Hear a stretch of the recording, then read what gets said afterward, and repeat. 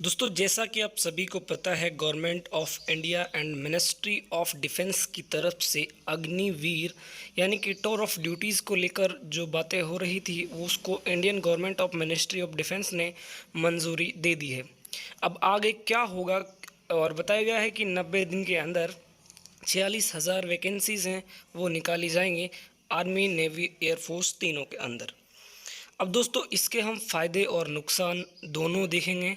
Pros and cons क्या हैं, क्या आपको फ़ायदे होंगे इससे और क्या नुकसान होंगे। देखिए दोस्तों, नुकसान तो हमें चारों तरफ से दिख ही रहे हैं, ठीक है। इसके बीच में कुछ फ़ायदे भी हैं, तो हम दोनों यहाँ पर इसमें डिस्कस करेंगे। सबसे पहला देखिए एडवांटेज बात डिस्कस करेंगे, उसके बाद हम डिसएडवांटेज डिस्कस करेंगे। सबसे पहला एडवांटेज है कि जो नंबर ऑफ़ वैकेंसीज़ है इंडियन आर्म्ड फोर्सेस के अंदर वो आपकी इंक्रीज़ हो जाएंगे। मान लीजिए 1 साल के अंदर 10,000 वैकेंसी पहले आती थी, अब 3 गुना वैकेंसी यानी कि 30,000 से 40,000 के बीच में वैकेंसीज़ हैं वो निकाली जाएंगी।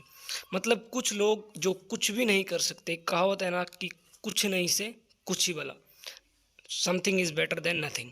तो वो वाला फ़ायदा यहाँ पर आपको देखने को मिलेगा, यानी कि 4 साल के लिए आपको रोज़गार दिया जाएगा।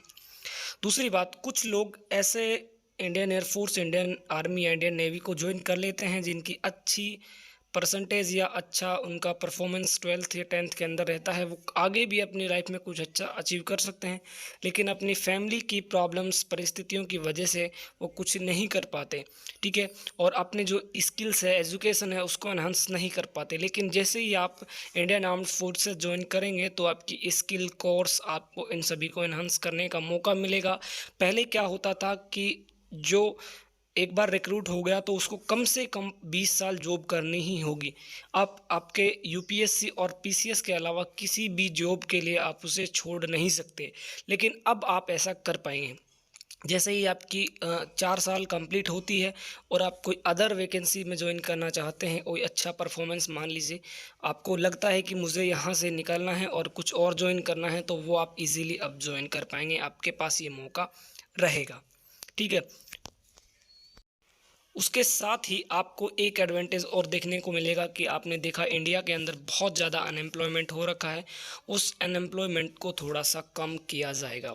मतलब कुछ लोग हैं जो जॉइन करना चाहते हैं, लेकिन कुछ, मान लीजिए उनका फिज़िकल में 1% की कमी रह जाती है, मेडिकल में रह जाती है, मेडिकल का तो छोड़ो एग्ज़ाम में रह जाती है, तो उनके लिए थोड़ा सा एक्स्ट्रा मौका दिया जाएगा जिससे आप जॉइन कर सकेंगे। यदि आप 4 साल के बाद भी आप कैपेबल होंगे तो आपको यहाँ पर रखा जाएगा।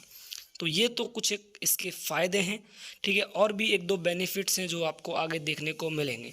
अब यहाँ पर हम कौन से यानी कि डिसएडवांटेज की बात करेंगे, तो डिसएडवांटेज तो बहुत सारे, बट मेन हम आपको देख लेते हैं।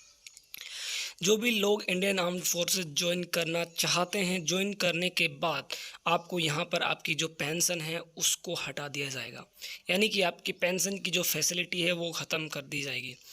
जैसे ही आपने जो आपकी जॉब को कंप्लीट किया, उसके बाद आपके पास कुछ भी ऐसा नहीं रहेगा जिसके माध्यम से आप अपना आगे जो फ्यूचर है वो डिसाइड कर सके।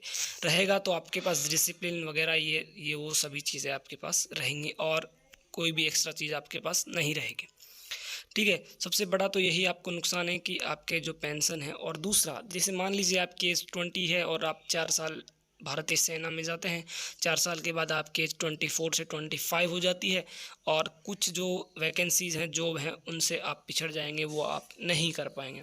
तो ये भी एक आपके लिए सबसे बड़ा डिसएडवांटेज हो जाएगा।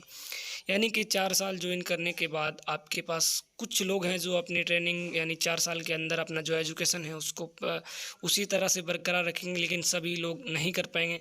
तो उसके आने के बाद वो अपनी मतलब स्टडी कंटिन्यू करेंगे तो उनका थोड़ा सा सिस्टम है वो बिगड़ जाएगा। वैसे देखा जाए तो गवर्नमेंट हमेशा अपने ही फ़ायदे देखती है, तो गवर्नमेंट ने अपना फ़ायदा देखा है कि सभी को, किसी को पेंशन नहीं दी जाएगी। दूसरा सबसे बड़ा नुकसान ये होगा कि जैसे मान लीजिए इंडियन एयरफोर्स के अंदर यदि जाते हैं तो नॉर्मली देखा जाए तो कम से कम 3 साल तक बंदा ट्रेनिंग पर ही रहता है। 3 साल तक वो अपना जो एक्चुअल वर्क है वो टेक्निकल वाला सीख पाता है। तो 3 साल में यदि कोई बंदा सीख पाता है तो बाकी के टाइम में वो क्या करेगा। मतलब जब तक उसकी सीखने की बारी आएगी वो एक स्किल टेक्नीशियन या एक स्किल एक प्रोफेशनल वॉरियर बनेगा, तब तक उसका रिटायरमेंट का टाइम आ जाएगा। और एक सबसे बड़ा नुकसान है, मान लीजिए आप जॉइन कर चुके हैं तो आपको हमेशा ये भय सताता रहेगा कि आप कभी भी बाहर कर दिए जाओगे, तो उस भय से आप अपने अंदर का जो स्किल है उसको नहीं निकाल पाओगे। तो ये भी एक आपके लिए बहुत बड़ा नुकसान हो जाएगा। मतलब कि आपकी जो एक तरह से कुछ एक चीज़ें हैं जिनका इम्प्रूवमेंट आप जो नॉर्मल 20 साल की सर्विस में कर पाते, वो आप नहीं कर पाओगे, क्योंकि 4 साल कंप्लीट होने के बाद आपको ऐसा लगेगा कि यहाँ पर मैं अपनी जो परफॉर्मेंस है उसको इम्प्रूव नहीं कर पाऊँगा। क्योंकि आपको लगेगा कि मैं यदि निकाल दिया गया तो मेरे पास कुछ ऐसा नहीं रहेगा। तो ये कुछ एक डिसएडवांटेज है, और भी कुछ डिसएडवांटेज आपको देखने को मिलेंगे, कुछ एडवांटेज भी मिलेंगे। लेकिन घबराइए नहीं, जो भी हुआ है we can't do anything regarding this. ठीक है, जो भी है आप ज्वाइन कीजिए इंडियन आर्म्ड फोर्सेस को और अपने देश को 4 साल की सेवा दीजिए। ठीक है, अग्निवीर के नाम से यहाँ पर आपको सेलेक्ट किया जाएगा।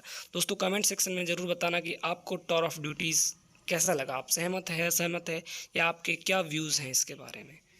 तो मिलते हैं नेक्स्ट वीडियो में, तब तक के लिए सभी को जय हिंद, जय भारत।